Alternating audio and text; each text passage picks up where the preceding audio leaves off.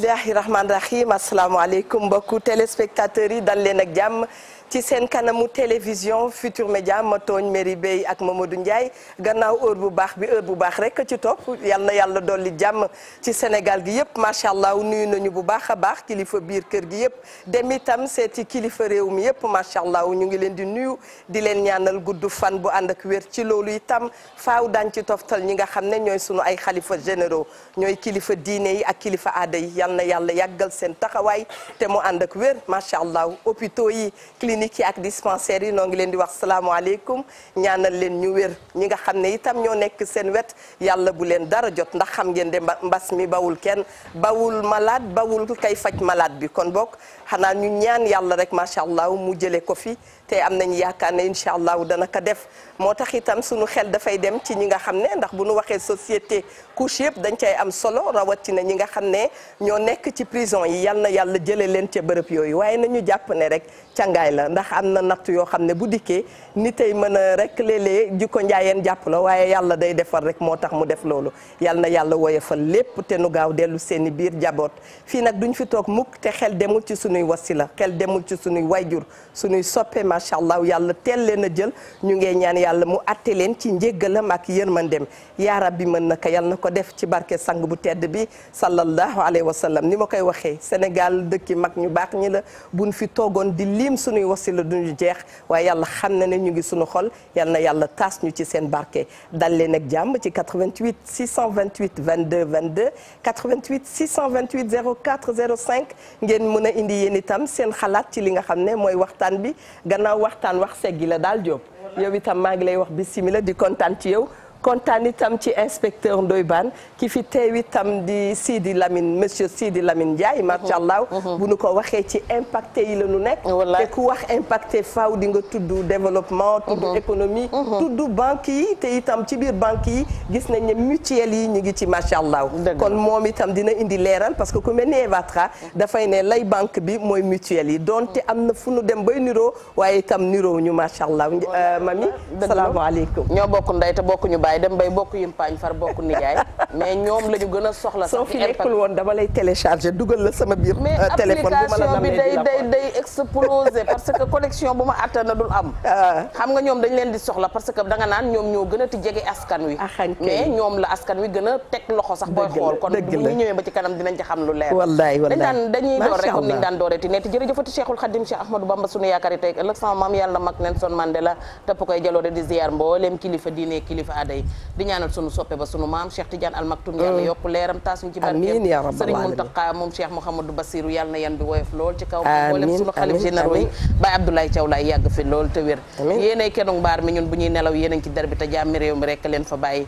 waaye noonu la ñuy ñaanalee yaay déggeen mu dëkk ak soppeem ba Seydina Mouhamed sallallahu alayhi wa sallam comme li nga wax rek Eva actuellement kenn koo gis ku nekk rek am na ku mu ñàkk wala ku ko jege am na ku mu ñàkk kon kenn ku ci nekk dañu lay fekk fa nga nekk ànd ak yow naqar boobu ak tiis boobu di wax ne sunu borom moom mi nga xamante ne moo ñuy may te duñu tàggu ku dul may sa bopp nag lu la yàlla may nga jël alhamdulilah ala kulli haal dellu nag di wax ne tey indi woon naa fi ndambe bi semaine bële passé tey indiwaat naa booli ndambe mais dama ci boole konkorong ak new ndaxte man bi ma si gëstoo dama gis yu wow yooyu ndekete njaayeen yi bu ñu demee ba amuñu lu ñu lekk bu ñu impacté dañuy jël konkorong ji di ngarañ rek ndeke moo tax ñoom ñëpp am ñu ay bëñ macha allah nu ngi jàlle itam sunu benn xarit madame Assef fële ca Fatick génn na àdduna ca mois de décembre bu nu juumulee xanaa yéex caa jot rek macha allah day am ci itam frère am dafa génn àdduna ñu ngi koy jaale bu baax a baax ku baaxoon la ca kër nga yéen macha allah madame Assef nag di Adja Did Ndiaye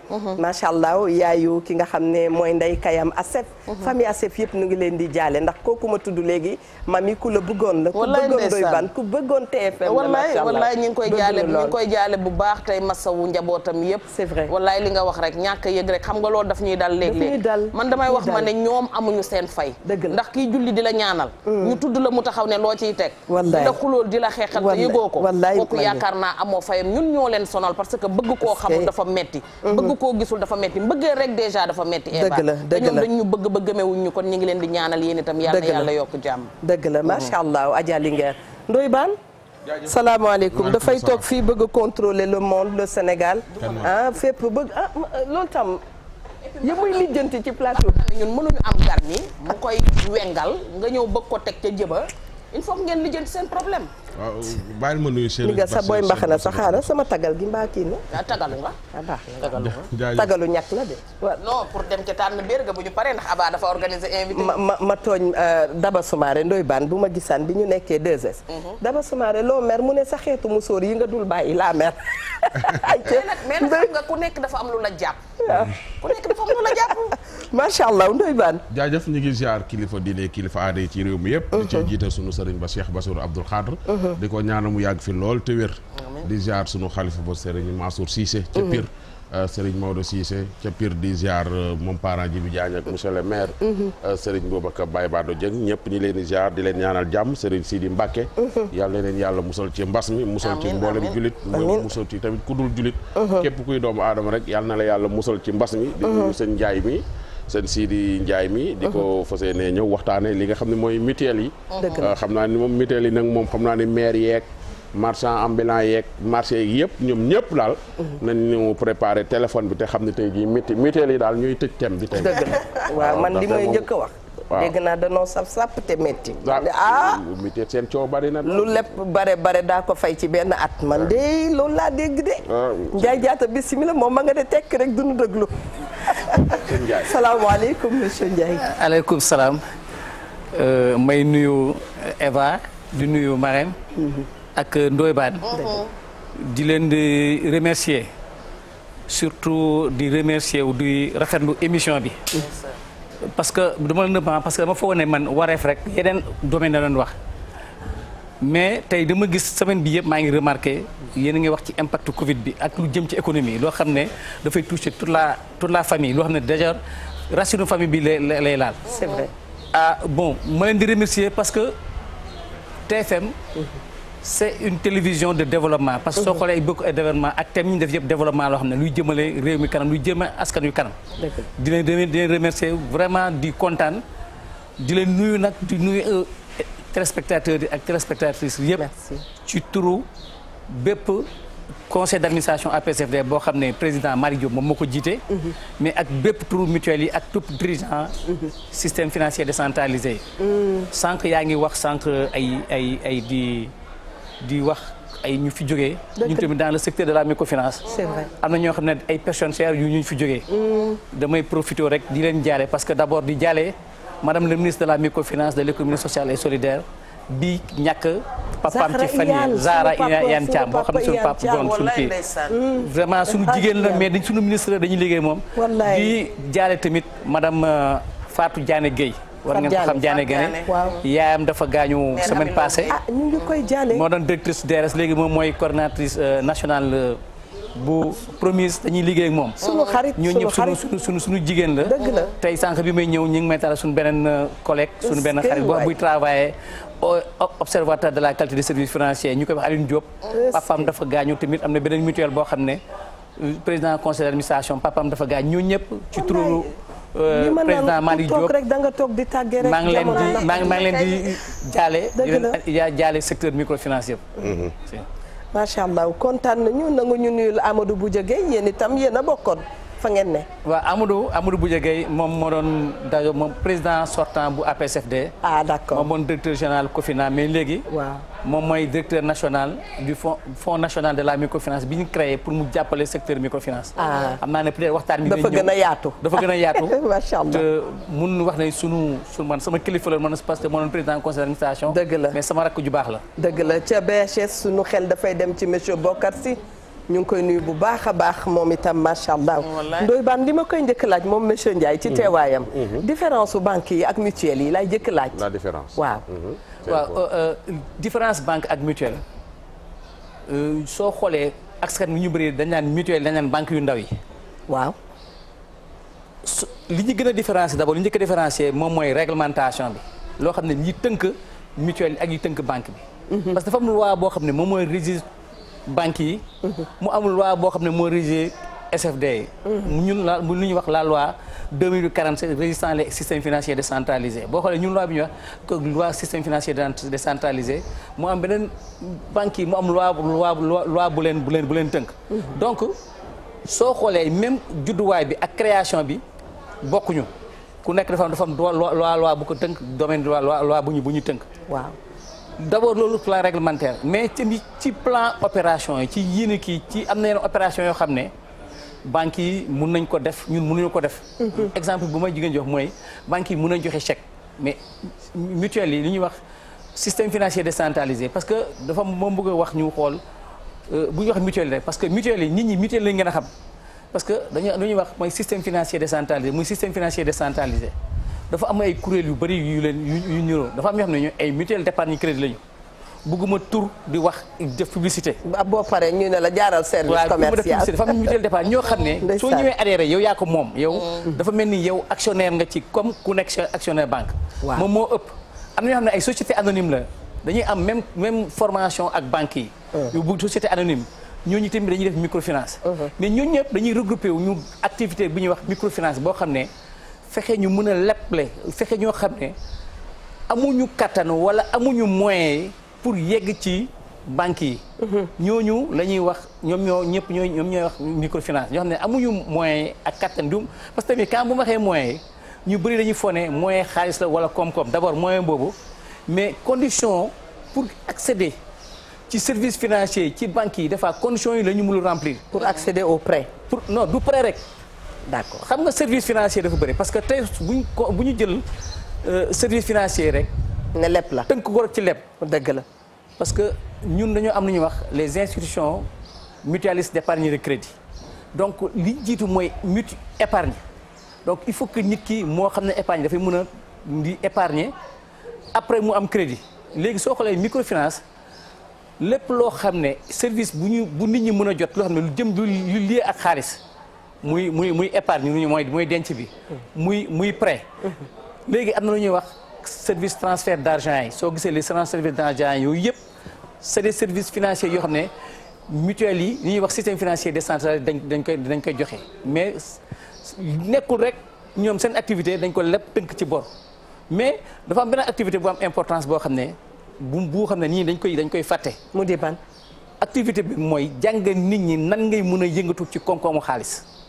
maanaam éducation financière dafa am solo parce que ñu bëri am ñoo xam ne bi ñu amee contact yi ak institution de microfinance la ñu gën a am seen xel la gën a màcc ci yooyu donc peut-être dinaa gën a ñëw ci développer éducation financière boobu nga wax bëggoon nañ ñu nga compon ñu ci tuuti parce que awa mi toog moom pour moom mutuelle buñ ko waxee bu laami sowee tey gannaaw suba mu jëli fa bor la éducation boobu naka ngeen koy defee mooy lan éducation financière bi nit ki dañ koy jàngal yow boo yoree xaalis nan nga koy mën a utiliser pour que mu mun laa jëriñ sa famille jëriñ askan bi am na module yu bëri yoo xam ne dañ koy jàngal d'abord que dañ lay wax am na module yoo xam ne dañ lay wax yan type de produit boo ñëwee ci institution de microfinance wala même banque parce que éducation financière bi yemul rek ci institution de microfinance yi mais képp koo xam ne yaa ngi jëflante ak kuy yëngatu ci xaalis d'abord dina jàngal yow soo ñëwee lan mooy choix banque lan mooy choix institution de microfinance yan produit la ñuy joxe loolu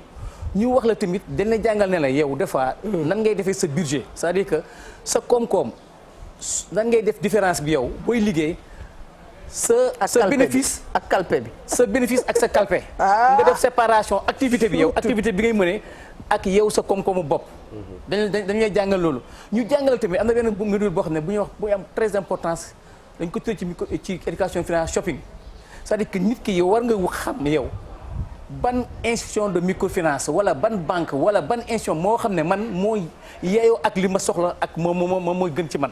sa profil ci banque. ci profil bi loolu la ñuy wax shopping yow da nga war a xam parce que nit ki waroo tëb rek ne man dama soxla xaalis ñu ne la demal ci banque bi wala demal ci institution de microfinance bi war nga dem xool ku nekk nga def ñaar ñett nga laaj kon ku nekk condition yi. nga yow nga xool yow condition yi ngay wax est-ce que yow méngale na ak yow li nga war a def. maanaam tey man agriculture laa nekk ma dem ci banque ba nga xam ne day gunge agriculteurs yi. waaw man tey bureaucrate la ma dem ci banque bi nga xam ne aay na ci jàppale nu noonu la. waaw léegi tey man yow agriculteur nga. waaw tey am na institution de microfinance yoo xam ne. ñoom am na ay produits yoo xam ne dañ koy joxe uniquement yu jëm agriculture. am na institution de microfinance yoo xam ne agriculteur pasteurs yi ñoo ko moom ñoo ko créé. d'accord. ñoom ñoo xam ne ñoom ñoo ko créé ñoom ku dul agriculture pasteur mënoo fa am. ñoom ñoo ko moom. tam am na ñoo xam ne ay institution de microfinance yoo xam ne pêcheurs yi ñoo ko créé. c'est vrai.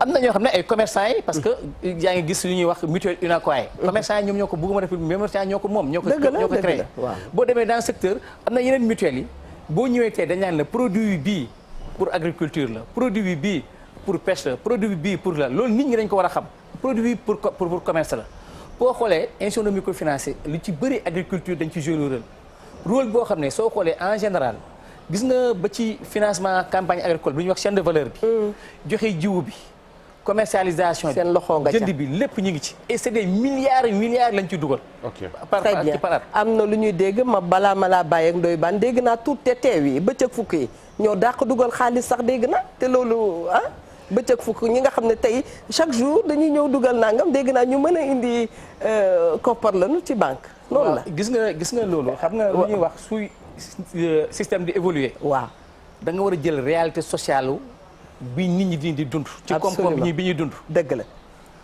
actuellement am na yenn institution de microfinance yi parce que dañoo xam ne nit ñi des fois dañuy nekk ci marché yi wala ñu def ay tontine waaw pour sécuriser tontine yooyu dañu leen ubbil compte agent de crédit yi wala agent yi ñoom ñooy déplacé wu ñëw boo ñëw jël tontine bi dencal la ko parce que d'ailleurs dañ koy sécuriser am na produit yu ñuy wax tontine yooyu waaw mais sànq am na sànq bu ñuy ci commencé maa ngi wax Ndoye ak keroog émission bi mu doon wax bi mu doon def thème de la nuit am na ay thèmes yu ñu doon wax par exemple am na ñoo xam ne keroog sama xarit Famara mi ngi wax institution de microfinance mais juñ institution de microfinance am ñoo xam ne dañuy nekk ci marché yi waaw yore seen xaalis waaw soo ñëwee tey ñu jox la léegi fi nga toll nii jox la 50 000 francs ne la ngoon jox ñu 60 000 francs waaw mais ñooñu du ñu ay institution de microfinance il faut que tamit ñu mën a def dis comparaison bi ñooñu ay informel lañu parce que microfinance pour nga def microfinance da ngay am autorisation banque centrale autorisation ministère des finances ñu mën a wax yow yi institution de microfinance nga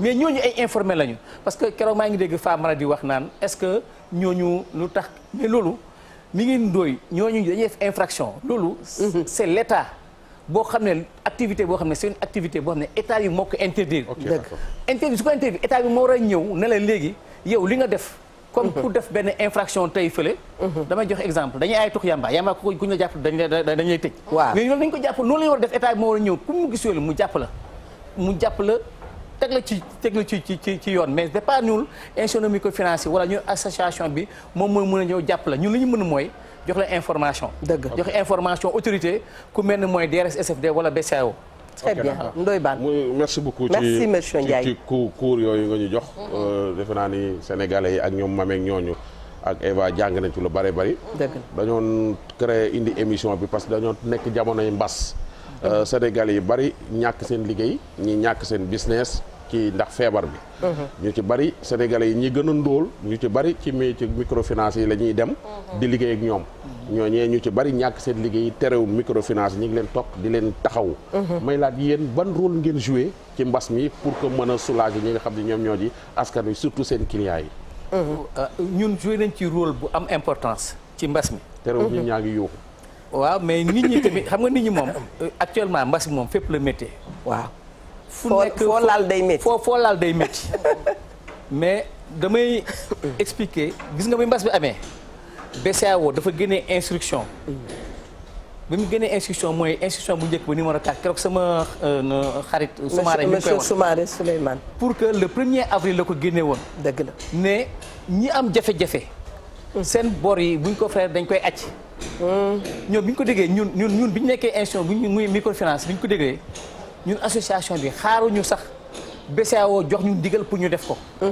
automatiquement dañoo envoyé courrier sunu SFD yëpp na leen képp comme ni ñu joxee banques yi pour koo xam ne yaa ngi nekk ci client wu SFD nga wala ngay membre SFD nga am problème nañ leen appliquer moratoire boobu ñu parle report d'échéance ba le 27 avril le BCEAO génnee instruction pour que mu doon obligation pour les SFD mais ñun dañ pour institution de microfinance mais ñun dañ ci anticiper woon parce que ñun peuple bi ñi gën a sonn ñoo xam ne da ngay jaay marché fii jaay caaf ay jaay ak ñun la ñu nekk donc ñooñu am na période boo xam ne mooy période bi mbas bi ñu bëri ñooñu seen activité dañoo arrêté parce que ñii seen boutique dañoo tëj confinement bi kenn dematul dëkk mais boo amul activité ñoo xam ne mais kooku mënoo ko ñëw di ko fayeeku ñun la ñu wax ñun dañu am parce que Eva li may mën a insisté waaw différence boo xam ne tamit ci banque ak institution de microfinance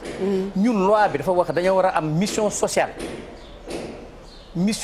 ak mission économique dañoo am par exemple balance la da ngay war a balance mission sociale bi ak mission économique mission sociale bi da nga war a ñëw pour dimbale nit ñi parce que même booy demander agrément pour ñu autorisation dañuy xool est-ce que yow ci sa statut yi am nga ci bind nga ci da nga war a def na mission sociale boobu pour dimbali nit ñi. te ku defar bii defar nga bee sax. est-ce que mën nga ñu wax ñaata client waaw léegi ñoo bénéficié wu ci report yooyu noonu. léegi dama lay wax ne. xam nga temps bi dafa gàtt yaa ngi jox cours rek mais ñaata xam nga seen microfinance dafa bari. Sénégal waaw léegi non dama lay expliquer foofu laa ñëw. waaw. gis nga ba mois d'octobre li ma def mois d'octobre report d'échéance yi il y a 72 milliards 220 millions yoo xam ne report d'échéance lañ accordé nañ. waaw mais ba ngeen ko reporté ba pare am na galgal boo leen def ci ginnaaw. waaw non dama ne 60 loolu. y a eu plus de 90 000 personnes ñoo xam ne ñi ci ëpp ay personnes individuelles lañu après am na entreprise ñoo xam ne dañoo am report d'échéance. report bi noo leen ko doxalee. report bi. waaw xam nga tey jii ñëw leb 10 millions. microfinance bi lebal ma 10 millions wax naa ko keroog ma fay 6 millions mbas mi ñëw mu dese 4 millions. ñu ni ngeen reporté ngeen ñëw ni ma dañooy reporté mais pour ñu reporter la dañ lay lebalaat yeneen 10 millions ñu ci bari noonu lañ doxale non Ndoye loolu man pour wax dëgg lépp képp koo xam ne def nga ko. waaw. à ma connaissance koo def koo xam ne defoo lu yoon. parce que xam nga tey lu mu ñëw report. mais xam nga ne am na ñu ko def. non man à ma connaissance ñun parce que tamit li may wax mooy man ak suma axpata la wax. man ba léegi gisuma koo xam ne ñëw na wax ma ne ma SFD gii dama waroon fay def ma léegi amuma ko te ñun tam association même rôle boo xam ne damay profité koo xam ne am nga ci problème wala nga dégg ñu joxe benn instruction gouvernement bi wala état bi wala keneen joxe instruction appliqué wuñ ci mën nga ñëw adressé wu ci APSFD gis nga mais si 90 000 nga wax de.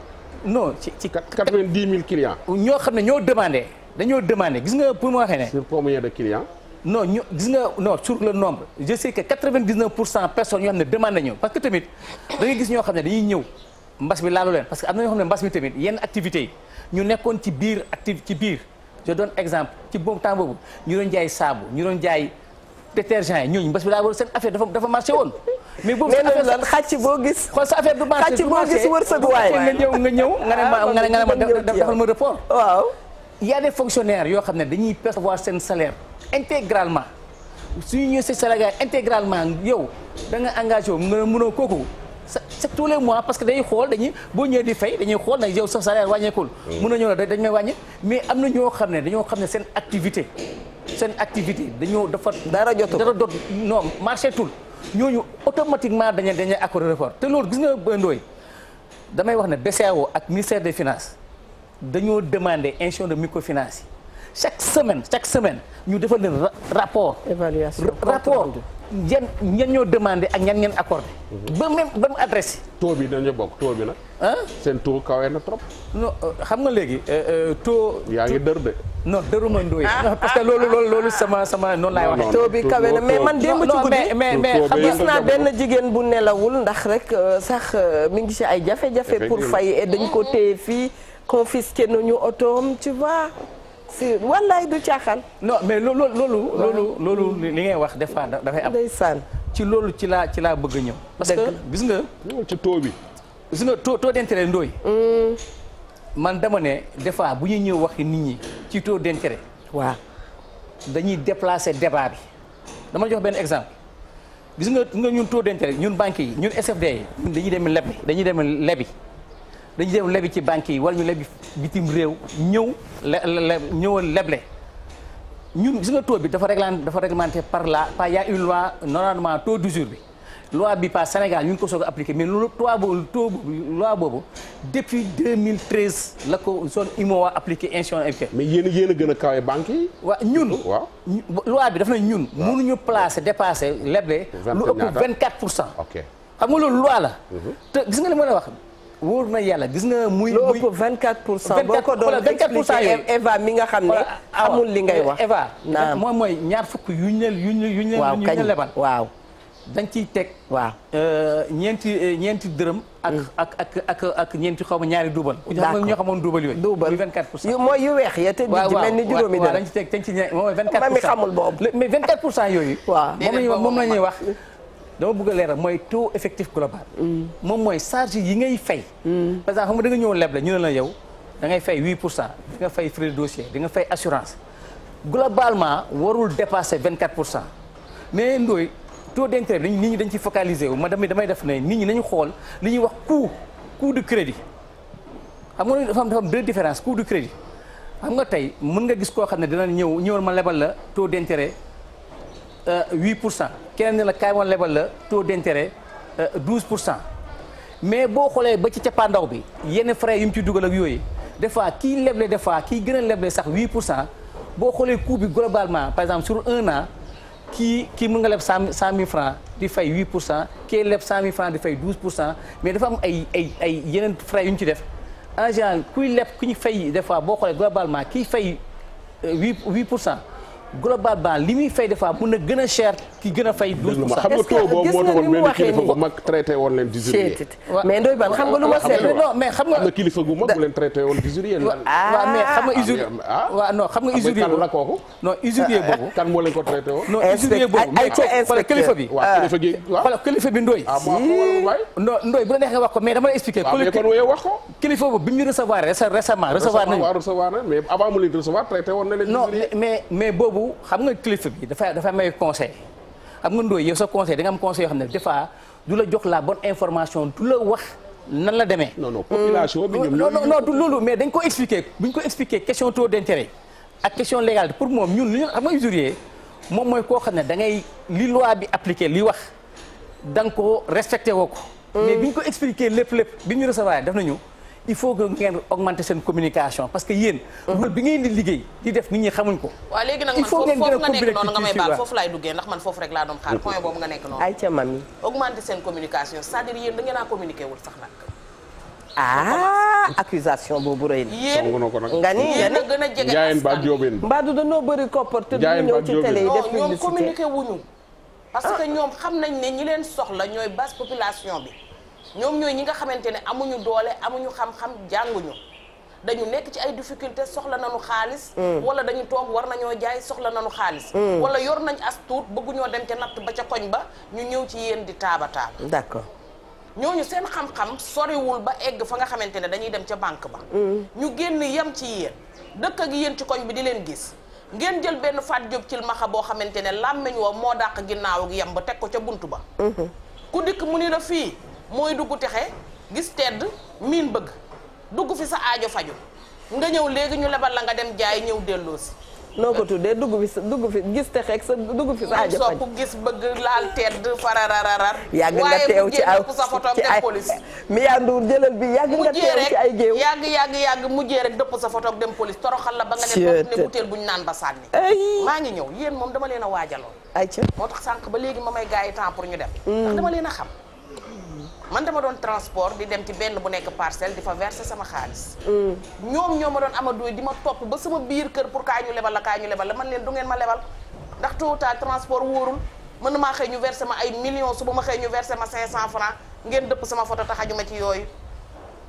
da ngeen di jëflante ak askan wu ndaw woo xamante ne. bariwuñu xam-xam. man foofu damay bëgg ñu di fa taxaw ci ku ñëw ku nekk. moo ñu nangu ne askan wi du ñëpp a am xam-xam. li Ndoye Bane xam keneen xamu ko.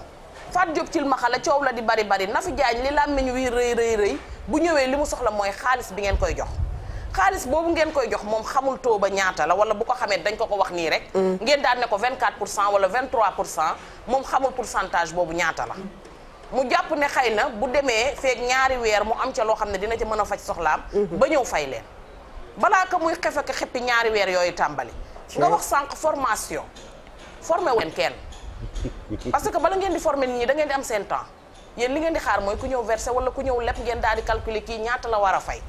kii ñëw di leb si li may wax rek nee naa mbalaxum yuur la boromam xel a koy fecc ki fanaanoo méttitu bëñ su xëyee li muy wër mooy dentiste bu ko tawee am tañaat lay wër ku ko dajjal. mu ñëw ci yéen. bëgg a leb bor bëgg ci jënd table bi muy teg njaay mi muy jaay. bëgg ci jënd casserole bi muy lakkee fataaya bi. bëgg ci jënd kuddu bëgg ci jënd leneen ak leneen bu formation boobu amoon jiital mooy jour bi ngeen ubbee ci quartier bi ngeen ne ana jéegi quartier bi bëgg liggéey kaay leen ñu may leen formation benn bés ngeen def ko loolu bu ngeen ne yéen a ngi formé ma mën ko nangu bu fekkonte ne nit day ñëw ngeen may ko temps mu toog ngeen expliquer ko commencement ba de A à Z ma mën a nangu bu fekkonte ne yéen da ngeen di déplacé wu dem ci nit ñi fekki leen ci biir koñ bi woote benn genre petit séminaire boo xamante ne ab toogaay la def ko comme tee débat ya xewoon ma mën a nangu mais yéen da ngeen a ubbi affiché ñëw leen taux bi bariwul kaay leen leb benn carnet la carnet boobu nga ñëw da nga koy jënd 10 000 francs wala nga jënd ko nangam ñu laaj la sa photo jël ko taf ca photo boobu beneen photo nga fa pour ñuy xaar pour ëllëg bi si biir ñu mën ko faa taf beneen bi ci topp mooy droit de l'homme dafa am ci réew mi wax leen seen gars yi nee leen nañu bàyyi photo jàmbur yi ñuy taf leb bor dëgg la sant wa mooy fay waaye deret du fay bor fayeeku ju ñu fay la fekk ko fa la ki ñëw di leb dafa jàppoon ne war na mën a fay am na ci nag ñoo xam ne ay goney njaayeen lañu ba ñuy lebi wóor na leen ne mënuñu fay xëy na dañoo jàppoon ne rek bu subaa mu neex te bu subaa mu neex du àdduna mais toroxal bi ñuy def nit ñi ci biir mutuelle yi metti na wut leen ci pexe metti na waaw non très bien monsieur Ndiaye léegi je pense que dama bëgg a wax ci li ñuy wax ci toroxal boobu parce que mutuelle yi est-ce que yow des fois dina la dem yow est-ce que mos nga dem reportage nga dem ci biir village yi parce que des fois tamit nit ñi bu ñu jël benn pratique xam nga may expliquer des fois di nga gis télévision yëpp dafa am réglementation bu leen régir mais bu jël benn programme télé nga ne moom mooy programme télévision nationale yëpp ku nekk am nga programme noonu la mutuelle yi defee muy ku nekk dafa am politique d'épargne ak politique crédit parce que en fonction sa politique d'épargne crédit ñu ko am politique d'épargne il faut pas boo demee dans les régions dafa nga dem dans les régions dans les milieux il y a des institutions de microfinance yoo xam ne bala ñu leen lebal dañuy defal formation bi yëpp dina ko defal te tamit nit ki su ñëwee mais ça c'est normal balaay jox nit ki xaalis da nga ko war a former sax waaw da nga ko war a former même boo ñëwee normalement nit ki su ñëwee yow boo ñëw di leb si yow boo xamul war nga fexe taxaw ñu expliquer la ba sax xel leer nga dugg ci parce que nit ñi des fois damay wax dañuy ñëw aveuglément li ñuy wax aveuglément yow dama soxla xaalis rek l'essentiel naa fexe ba jot xaalis mami wax na ko fi keroog non naa fexe ba jot xaalis bi am ñoo xam ne gis nga problème taux d'intérêt yooyu ndooy am ñu wóor na yàlla dañuy leb ba pare du ñu xam ban taux d'intérêt la ñuy appliqué soo leen expliqué du ñu xam ñoom l'essentiel nañ jot bor bi dëgg la l'essentiel seen fajaw seen nañ jot bor bi on a fait des études yoo xam ne nit ñi bu ñu leen laajee yéen lu tax nga am bor ak jafe-jafe ci taux d'intérêt sur 10 critères taux d'intérêt 9e position lañ def ñun daal nañuy wax ne ñoom nañu fexe nañ leen yombalal yëf yi ba ñu mën a jot ci xaaj ci mu demee noonu mais dafa am benn mooy dégg ñuy wax keroog dégg naa Famara wax ko Ndoye man ça fait 26 ans maa ngi secteur microfinance bu mën a waxee ne depuis plus de 10 ans man doxuma ci institution de microfinance gis ku ñu leb la ñu dëpp photo bi parce que ñun dañoo am code de déontologie boo xam ne muy article 31 gis nga code bii mooy code de déontologie ak SFD ñëpp dañ ko respecté dañ koy sàmm. Monsieur Ndiaye sans te couper est-ce que progressé wu parce que loolu gis nañ ko quand même gis nañ ko bëgguma ci institution de microfinance. ah oui gis nañ ko. non bu ngeen ko gisee. wax leen ni ko ñun. su ngeen ko gisee. ñu wax leen ko parce que non ñun dañ leen di wax ça c'est formellement interdit. ah oui et puis gis nga tamit il faut que nit ñi. man damay yàlla moo tax ma. dëgg la Ndiaye nit ñi il faut ñu xam seen droit gis nga tey man bu ma demee ci institution de microfinance wala fu mu mën a def ma ñëw ñu fekk sama photo yoon may na ma porter plainte. yoon may na ma porter plainte. xam nañ ci boo xam ne moom dafa ay ci. tafoon am na yoo xam ne yoon may na ma porter plainte. mais y a combien de microfinance ci dëkk bi. xam nga keroog dafa mel ni dañu am téléphone microfinance yi. on a 303 institutions de microfinance yoo xam ne institution de base yoo xam ne dañuy agrément dama bëgg a ñëw foofu. mais bu ñuy raisonner en termes de groupe xam nga tey. 303 institutions de base c'est-à-dire que bés boo demee foo kees nii. mais kees yooyu am na kees yoo xam ne dañuy bokk ci li ñuy wax ci réseau yu leen lëkkalante. Samir Athie ci la bokk. non Samir ñun xamuñu am Samir Athie. Samir n'est même pas institution de microfinance. Socres ci la bokk. Socres du bëgg Socres ñooñu ay établissement de. Dakaroise de l'économie. ñooñu ñëpp bokk ñooñu keroog Soumaré bi mu ñëwee. ñooñu ñi ngi bokk affaire ñooñu bokkuñu dara ci microfinance. mais pourtant dañuy li ngeen di def la ñuy def ñoom. waaw mais loi bu leen loi permettre ñu def loolu. waaw mais kon kay ay mutuelle lañ. non duñu mutuelle. xam nga maanaam lan lañu ko. ñooñu. dañuy leble. waaw ñooñu ay établissement de crédit lañu. waaw yéen lan ngeen. ñun nous sommes des institutions de microfinance. xam nga quelle est la différence. quelle est la différence ñooñu dañuy am ay produits yu ñu mën a leble yooyu di leble par crédit à crédit comme nga jël matériel jox ko yooyu mais institution de microfinance amu ko droit def yooyu.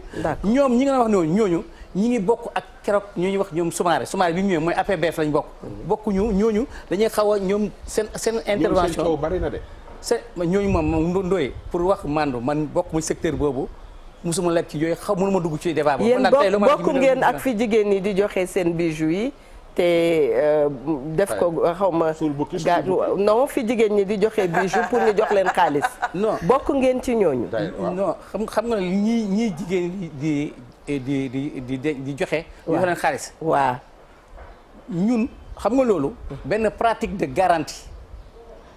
du benn pratique de garantie boo xam ne benn institution microfinance moo ko def wala pour que mu mun a garantir pour mun a leble c'est une pratique de garantie. boo xam ne c'est lu courant la dañ koy def. mais loolu nekkul ñëpp a koy def. ah d'accord du institution de microfinance yëpp xam nga des fois. dafa am ay pratique spécifique ba ay institution de microfinance. mu am pratique particulière ay institution de microfinance. mais nekkul na ñëpp ñoom ñoo ko defandoo. dëgg la parce que tey am na institution de microfinance tey boo fa doon leb. keroog maa ngi dégg ñuy wax ay caution da nga ñëw joxe loolu.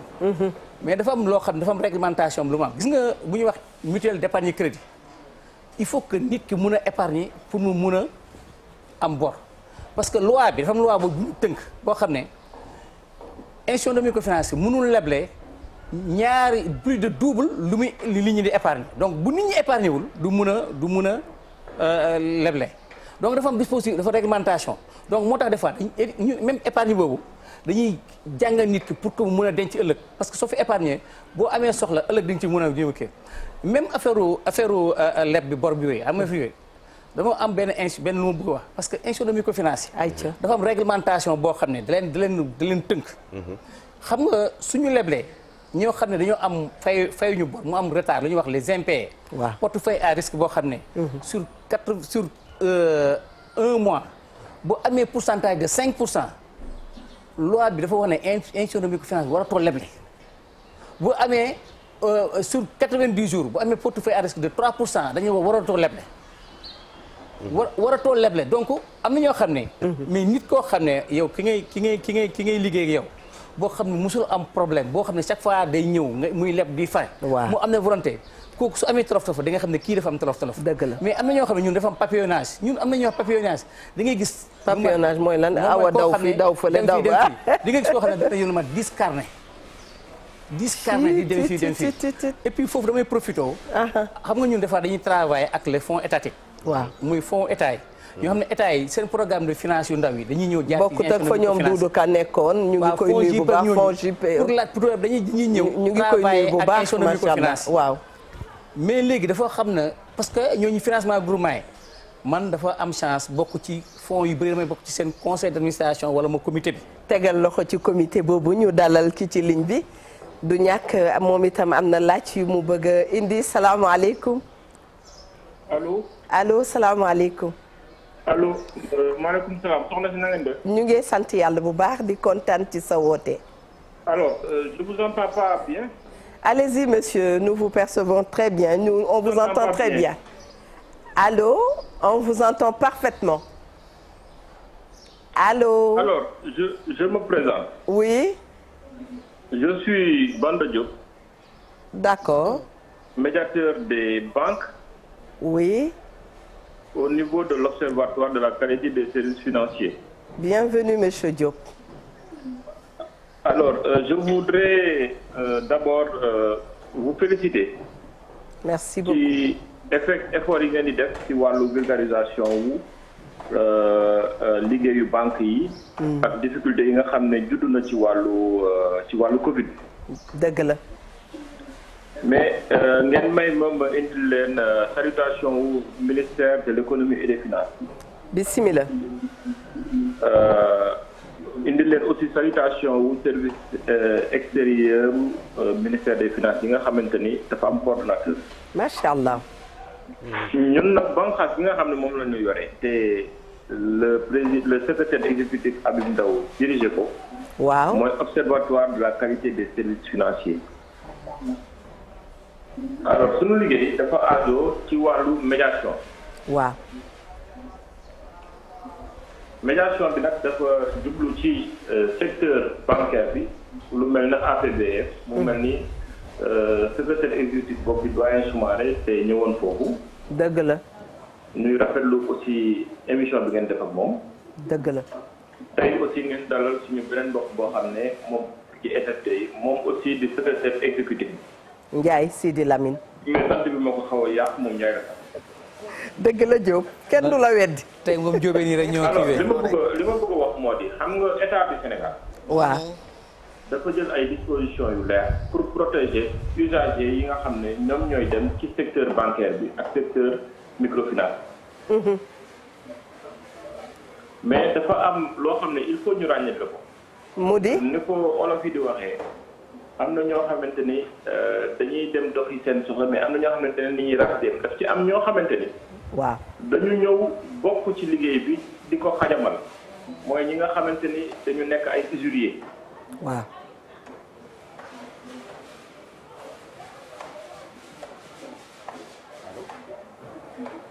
allo. donc ñooñu ñoo xaw a xajamal liggéey bi. dëgg la. de sorte que loolu dañ ko war a effectivement état bi daf ci def ay bànqaas yu leer mu mel na secteur mu mel na microfinance. direction de la réglementation des microfinances mu ngi ciy def liggéey bu am solo. waaw. te di la wax ni aussi loolu cas du liggéeyu observatoire bi mais direction de la réglementation des SFD. mu ngi def liggéey bu mucc ay ci ñi nga xamante ni ñoom ñooy dépositeurs yi wala ñi nga xamante ni ñoom ñoo méngootewul ak charte yi nga xam ne moom la nguur gi tëral. dëgg la. mais di wax ne état du Sénégal moom fi mu nekk nii wax dëgg yàlla waaram mi ngi koy bay ci wàllu médiation ak wàllu réglementation effectivement secteur bi. tey jii lépp loo xam ne mi ngi ci wàllu assurance. jëm ci wàllu sinistre wala am ay problème képp koo xamante ni daf ci am loru boo xamante ni loraange la. mën na ko remonter au niveau de l'observatoire. mais aussi sur le secteur financier. moo xam banque la moo xam assurance la moo xam banque la moo xam FFT la. moo xam aussi service financier de la poste la. képp koo xam ne am nga ci loraange mën nga rapproché wu de l'observatoire de la qualité des services financiers parce que ñun médiation la ñuy def. d'accord. te la médiation c'est une activité publique. très bien très bien monsieur Diop. oui rafetlu nañu bu baax Diop Banda sa intervention mais bëggoon nañu bu weesee lu mel ni émission femme ngeen def ay capsule di sensibiliser nit yi que ñu xam parce que may nañ leen occasion ci lu mel ni wareef mais doon nañ leen gën a soxlaat itam ngeen def benn publicité publicité laa koy wooye ngeen gën a mën a informer nit yi ci li xew. mais loolu man incha allah ñu ngi ciy liggéey parce que en dehors de suñu liggéey. waaw wàllu médiation. waaw. dañuy def aussi ce qu'on appelle l'éducation financière. waaw. def éducation financière def aussi pour accompagner sensibiliser nit ñi ci secteur ci produits bancaires yi nga xamante ni mën na leen intéresser. dëgg la d'accord. parce que bu dee suñu sago la ñun secteur boobu dañ ko war a réglementer. incha allah xam naa ni suñu yàlla may jot yi. incha allah waaw. soo leen jàllee ci. Banna. yooyu ñun dinañu ñëw. très bien aussi indi suñu expertise mais li ma wax daal mooy rafetlu bu baax a baax liggéey bi nga xam ne APBF ñu koy def. waaw. APSD. très bien aussi ak association consommateurs yi nga xamante ni mooy ASCOSEN. ak waaw UNPS. c'est vrai ñooñu ñëpp ñu ngi dugal seen loxo bu mais baax mais Banna. tant que ñu ngi respecté vraiment réglementation. d'accord am benn taw boo xam ne dina ci dugg. ma bàyyi la ak Ndoye Bane. Banna xam nga tànk moom day tàllu rek wala mu banku. mbaa ñu dagg. waaw. xam nga yii ñuy waxante ci télé bi ay raayante la ak yu kenn xamul di waxal ba mu rafet ak yooyu mais li nga xam ne mooy dëgg gi nekk sur le terrain li nga xam ne moom la askan wi le bas peuple di dund jamono ji te ñuy liggéey mutuelle yi mooy dañ leen yenn mutuelle yi dañ leen di jàpp di leen toroxal te amuñu fu ñu yuuxoo sama maam ja nekk fële ca ginnaaw kóoreg jor ginnaaw ngaay wala mu nekk fële ca njëgëj dem ca banque ba lef fa xamul luy xawma lan observation de qualité xamu ko xam nga donc dañoo bàyyi yenn mutuelle yi ñuy def lu leen neex ci kaw askan wi te amul benn contrôle c'est ça le problème. non am na contrôle am na direction de la réglementation des SFT. waaw mais maam ja nekk fële kooku xamul loolu maam ja nga xam ne day ràbb di jaay dem ca banque ba lebal ko 50 000 ay koppar war nga ko xool. non xam nga tey jii ka nga xam ni dañu couvre-feu dafa am mbas mi moo tax ñu def émission bii ka nga xam ne ma nga dëkk fële ci ginnaaw njëgëj dem ca banque ba leb 50 000 la leb mais dama ni liggéey yi dara doxatul amatul lu mu fayee 50 000 yooyu mutuelle ba fekk ko ci dëkk ba toroxal ko. non nit ki bu yore ay sàmmam di dem loolu tamit y a problème. dafa war a xool fi mu teg tànkam. dëgg la. donc loolu daal laa bëggoon a wax grosso modo di wax ne nag aussi disponible nañu au niveau de l'observatoire. ñoo contribuer ci émission bi pour gën a leeral incha allah rafetlu nañu lool sa intervention. merci beaucoup rafetlu nañu ko Diop. mu nuyul ñu waa Padois yëpp macha allah. mais dama bëgg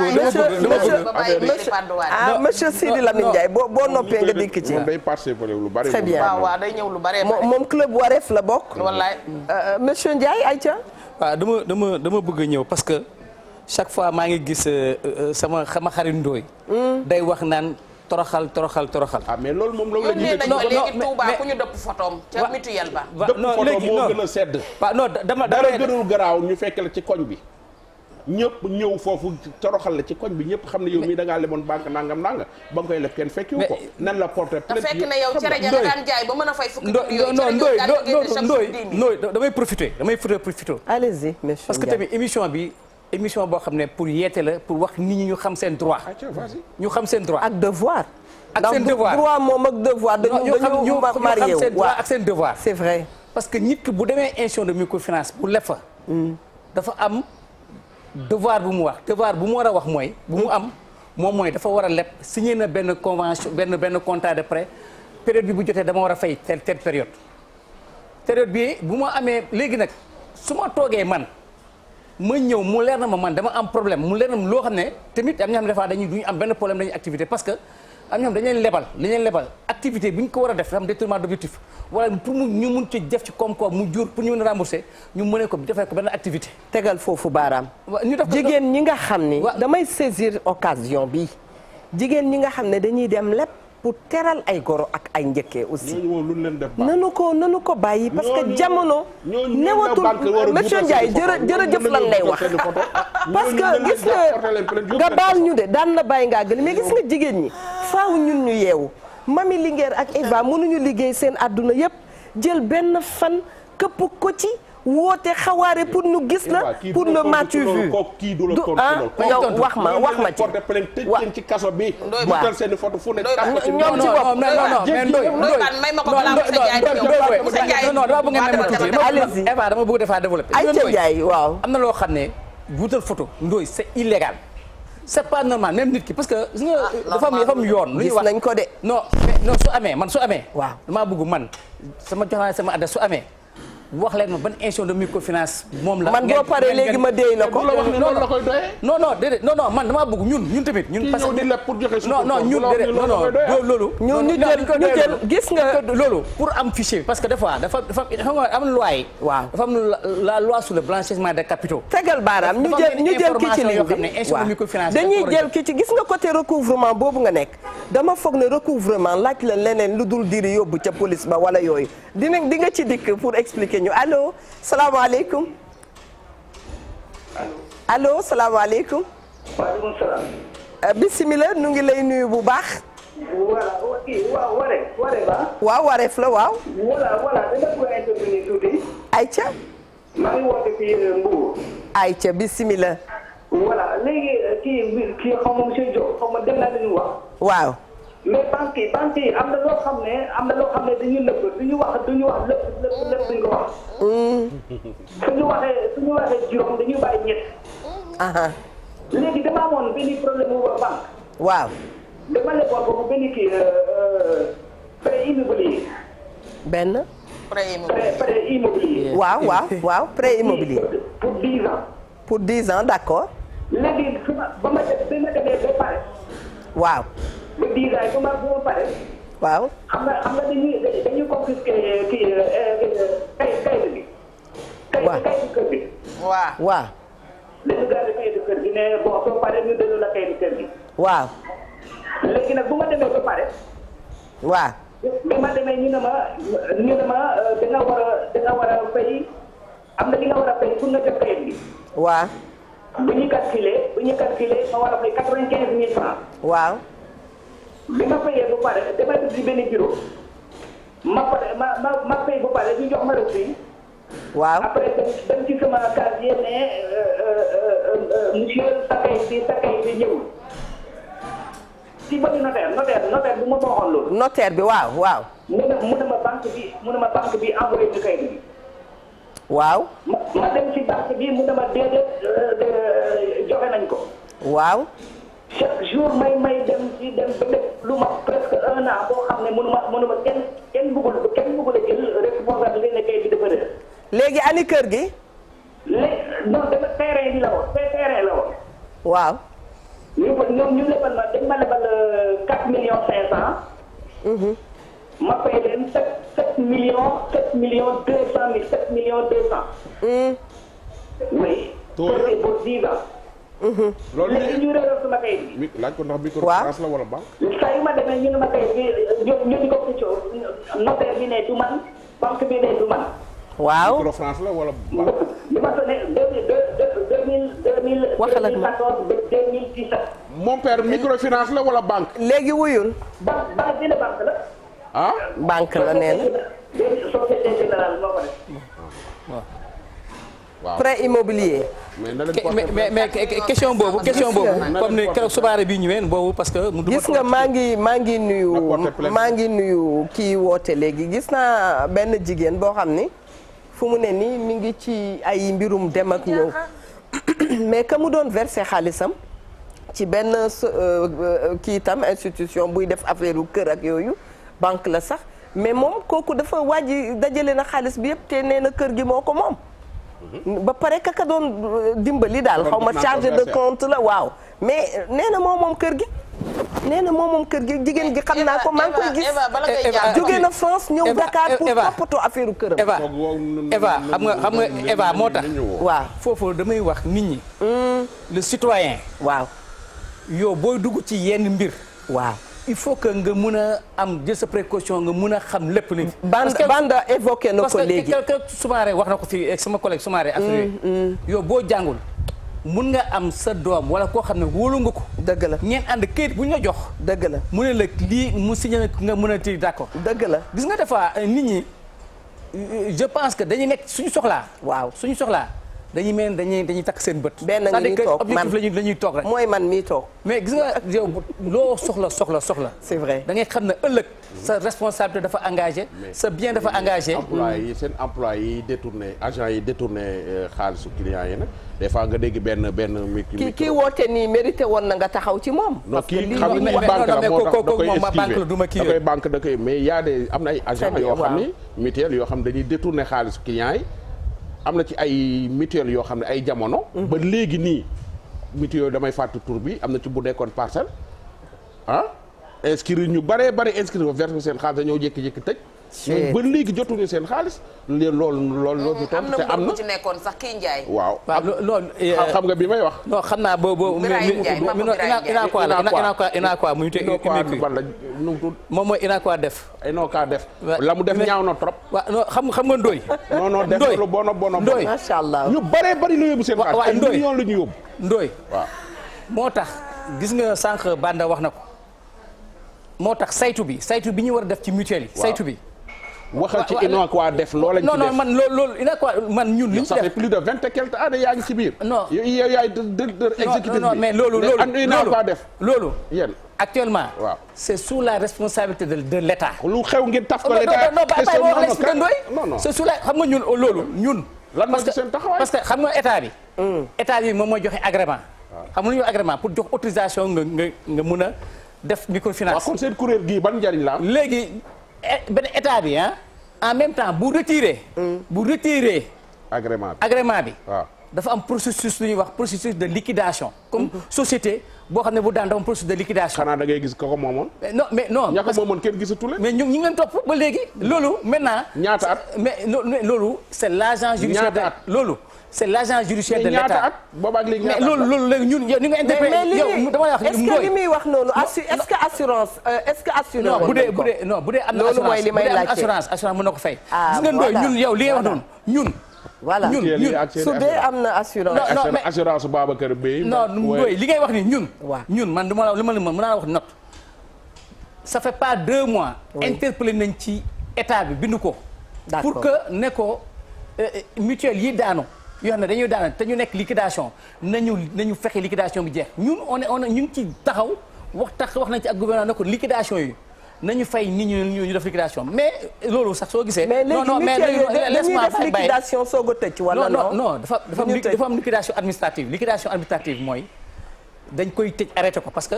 pour arrêter ko complètement. loolu lay léegi moom liquidation judiciaire bi. d'accord bu amee liquidation judiciaire bi la ñuy évaluer. d'accord institution muy mutuelle wala entreprise yooyu yëpp lay doon boo xam ne dañuy évaluer lan bien yu mu yore. waaw ñu xool ñoo xam ne dañ seen alal. waaw ñu rembourser leen. mais procédure boobu liquidation boobu c'est la justice moo koy def. c'est la justice mais ñun chaque fois nit ñi dañuy ñëw mais dañuy wax bëgg nañu parce que y a plus d'une cinquantaine d'institutions de microfinance du UNACOIS am na 50 yoo xam ne dañu leen lekk de. kaawu Manka nag Manka. non Manko xam nga Manko NGS waaw. Manko du institution de microfinance la Manko lu ñuy wax IOB la institution en intermédiaire en opération bancaire moom dafay jël client mettre ko en relation ak banque. parce que courtier la daal. ah courtier la waaw courtier la. mais du institution de microfinance. intermédiaire. soo bëgg léegi microfinance suy financé ñoom lay financé muy doog a yegg ci client bi. kan. ñoom non mais Manko moom intermédiaire la woon IOB bu SGBS la bëgguma def politique. SGBS moo ko mënoon pour que ñoo xam ne population yi kii ñu mun leen def mise en relation bi. amuloon agrément. am na agrément parce que pour nga doon IA bi. IOB mutuelle la kon. non gis nga moo tax loi yi dafa différence da ngay pour nga doon banque da ngay am loi bi fam loi régissant les banques moo lay jox agrément. dafa am loi boo xam ne pour nga def mutuelle moo lay jox agrément yi c'est en fonction des lois IOB yooyu dañuy am autorisation ministère des finances ak banque centrale moo leen koy jox mais ça veut pas dire que ñoom ay institutions de microfinance la. ñooñu lu ñu def ñoom Manko lan leen def. bon Manko ñun comme UNACOIS def daal. non ñun def nañ non Manko ñi ci soo xoolee actuellement ñoom dañoo licencié dañoo arrêté institution bi dañ ko fay arrêté. waaw ñu licencié ñu fay liggéey. waaw mais ñi fa am seen xaalis ak ñi fa ñoo xam ne ñi war a fay bor dañuy wax nañu dem institution maire bi mu dem seen suñ bëgg seen xaalis mu jox leen seen xaalis te bu ñuy fay ñu fay foofu parce que bëgguma sax def. institution maire bi fu mu nekk. moom mooy SGBS xam nga actuellement bëgguma sax di dugg ci loo xam ne man. ay tur ak ay yooyu waaw du suñu domaine. domaine boo xam ne def day loo xam ne du suñu domaine. bëggoo tooñ daal. waaw boo xam ne mun bëgg sa loolu sax bëgguma nekk du ci domaine. dëgg la parce que du institution de microfinance loolu laa bëggoon parce que ñun def nañ communiquer sax parce que ñu bëri dañuy bind institution de microfinance Manko mais Manko intermédiaire en opération bancaire la. du institution de microfinance bokkul ci suñu kuréel. mais am na foo xam am na mutuelle yoo xam dañuy soo waxee intermédiaire dafay niroog mu waroon nekk facilitateur. régulateur bu boobu amee problème kon yaa problème de. yaa problème bala ngay jàll da nga koo laaj Manko lu mu def. macha allah Manko kay la mu def leer na la te ñoo bañ a def focus ci ñoom. non damay jàll mais dama koy leeral dafa laaj ne Manko lu mu def ma ne ko Manko kay la mu def leer na.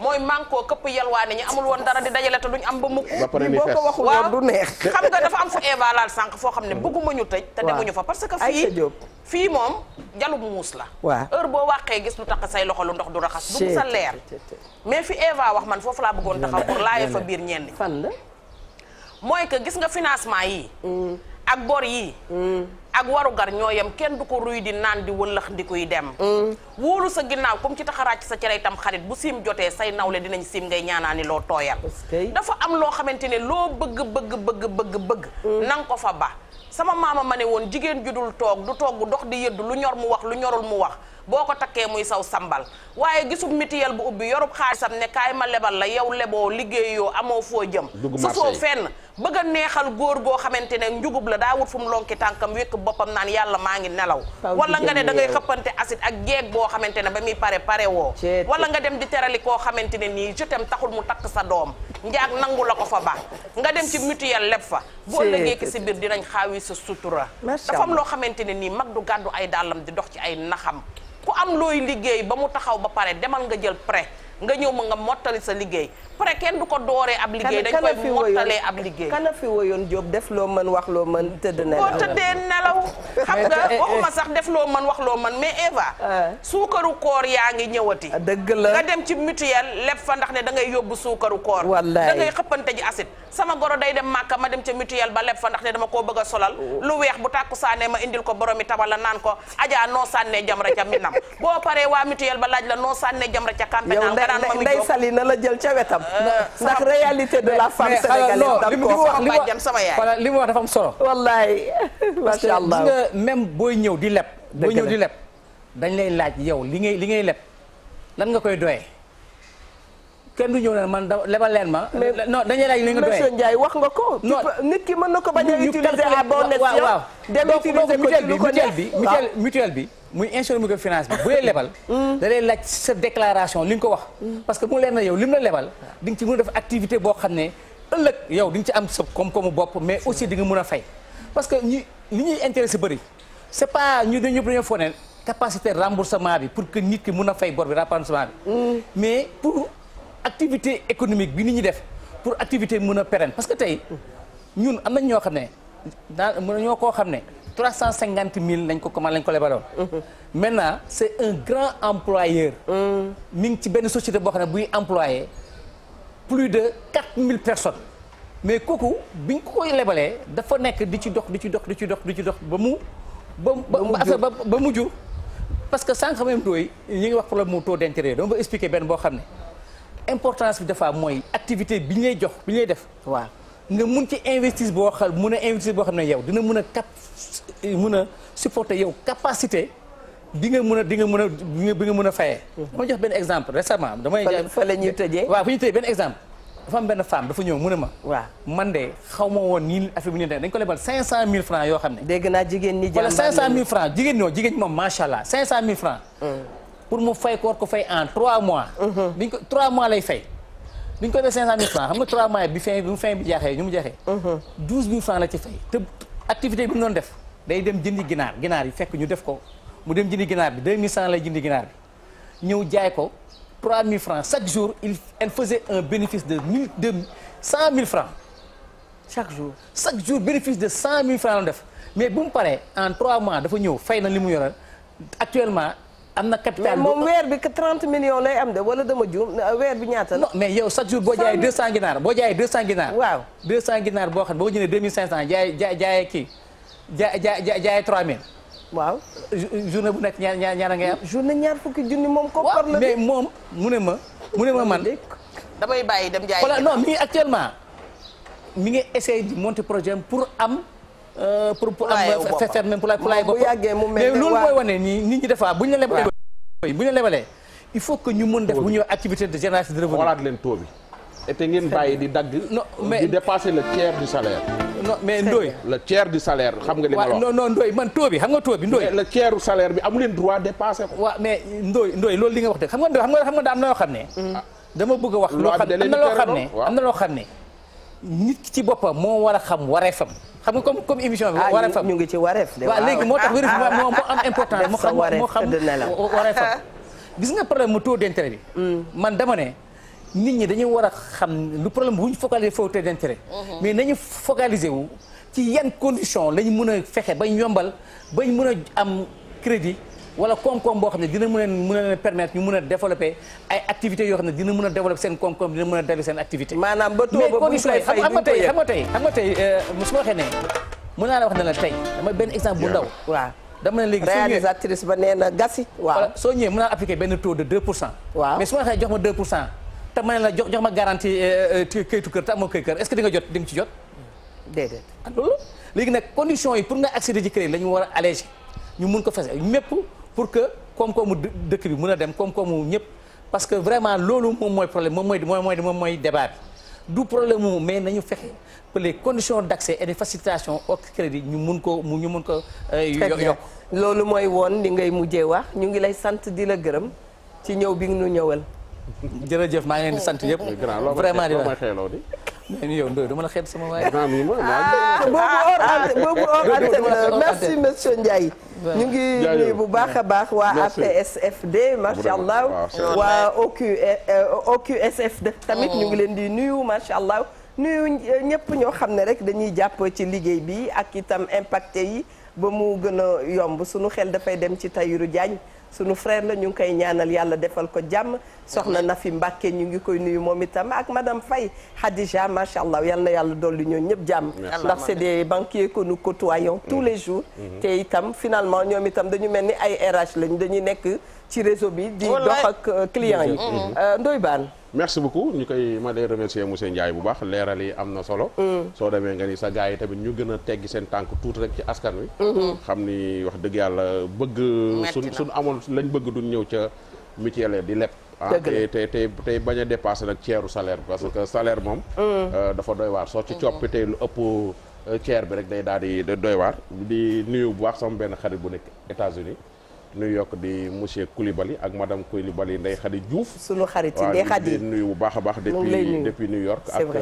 sunu xarit bu fi ñëwoon démb di Moussa Dione ñu ngi koy nuyu bu baax très bien leen wax rek ba altine ak jàmm ci beneen i thème waaw di remercier nag kilifa yi ñëw ci thème bi et notamment monsieur Soumaré moom itam invité de qualité comme ni ko monsieur Ndiaye nekkee ñi fi teew yëpp ay experts lañu ñu ngi nuyu bu baax a baax ki nga xam ne mooy imam Cheikh Tidiane Diagne ndax moom itam buñ dee wax ci banque rek sunu xel dafay dem ca moom yàgg na ci lool xam na système bi ñuy ñaan yàlla guddal fanam moom ak njabootam yëpp macha allah Adja Linguère monsieur Soumaré da ngeen koo teel a nuyu ndax damaa jotagut ci carte bi moo tax sàkku chèque léegi sàkku chèque ba nga laajte woon boo ko amee moo valise bi xott bi de ngi ci oto bi ba tey moo tax ñi may woo ñëpp du ma ci décorosé kenn parce que chèque bi duggagul xaar leen yàlla baax na Eva delluwaat di leen sant rek comme ni ko Ndoye Bane waxee ñoom ñi nga xamante ni ñun dañoo woote ñu ñëw wuy si ñu c'est vrai waaye lu ñu fi wax nit du bëgg a gaañ kenn du bëgg a wax kenn lu metti dañuy wax parce que dañoo yor làmmeñu askan wi te ku ñu yónni ku nekk yàkkamti la war ngaa mën a yóbbante ba te du am dara lu ca damm te ñoom li ñuy xalaat ñun ñoo leen koy jottalil ndax bu ko defee ñoom it ñu mën cee jot li ñuy jot waaye li may waxaat jéeg ji mooy prêt du tàmbali ab liggéey rawatina ci yi ñuy joxe ci microfinance yi dee su ko teralee goro dee su ko teralee njëkke dee su ci bégal góor gu dul dem jigéen du gunge góor gu dul egg góor gu amul ambition bàyyi ko mu dem nga dem yow jéem a wutali loo moom sa bopp ñaari loxo mooy takk tubéy ñaari loxo mooy takk sër ñun jigéen ñi nañu gëm suñu bopp te bàyyi di leb di ko dugal ci yu safaanu yoo xamante ne daf ñuy indil ay coowu ëllëg tey nag sama yaayi bopp ja dongu laay nuyu muy sa mag di sa doomi nday ajaratu Ami Ndiaye Diagne imam yow rek laay nuyu tey yaa booy di la bisu moom ba tey ma ngay anniversaire xaritu Adja Rama Wade xam nga ñoom àdduna la ñuy sëyal saari maire yooyu sama yaay Ndeela Wade tam maa ngi koy nuyu yaay Juma Jang Jaxate gis nga de tax ngay nuyu samay njëkke doom ak yaay Maam Fili Diallo sama bosu bopp boobu chéri Cheikh Ibrahima maa ngi koy nuyu moom Cheikh Ibrahima la nopp moom tabarkalla di waxaat waa Sénégal kenn gënu leen kon ba altine insha allah Eva nee na ba suba bu subaa mu wéet ci plateau bi mel na moom kese ndax man damay jaay ay ginaar suba ba suba ba altine insha allah ñaar fukki junni yi ba dégg moo toj sama bopp ay way mbokk yi dimbali leen ba ci mami liggéey ma woo gastiku waa delloo sama garab su ma ko toppee wareef yëpp lay toog di ko ree bu weesee li ma mën a retaan macha allah yal na yàlla def jàmm ci kër yi def ko ci société bi ndax dañu soxla jàmm wax dëgg yàlla fan yi yëpp moom la ñuy tëjee ndax ñun ay mère de famille la nu bu doon suñu sago dëkk bi jàmm rek moo fi am te ku xam Sénégal xam ne wax dëgg yàlla dëkku jàmm la dëgg la jamono newatul fa mu newoon waaye bëgg nañu ba tey jàmm ji nga xam ne moo fi yàgg yàlla na sax te mi ngi am rek ci kaw ku ci ne ci ñun def nànk bu nu defee tekk rek incha allah tekk danañu won yoon seytaane daa bare doole waaye ñaare nit a koy dooleel nanu bës suñu xol yi ndax ñu ni neen la gaal gi ñoo ko bokk lépp ñoo ko bokk kon na lépp rafet te yal nañu yàlla musal ci seytaane tey daal loolu lay tëjee tuuma yee ngi fii wax yi bare na nu lépp bare na waaye alhamdulilah gannaaw yàlla xam na lépp yal na yàlla suturaal suñu kilifa yépp defal leen jàmm ni ma koy waxee jox leen clairvoyance d'esprit gis-gis bu yaatu te gën a ànd ak yërmande yal na ko yàlla def Mia Ndour merci à toi maa ngi remercier Adja Awa Diop man Awa Diop Serigne laa koy wooye macha allah ku bëgg brodé yi nga àgg ca moom incha allah mu jaay la ci kon boog jërë ngeen jëf ba altine ak jàmm Yafa Sey merci à toi gis nañ ne yaa ngi ànd ak ñun di suivre Wareef jërë ngeen jëf mbokk yi.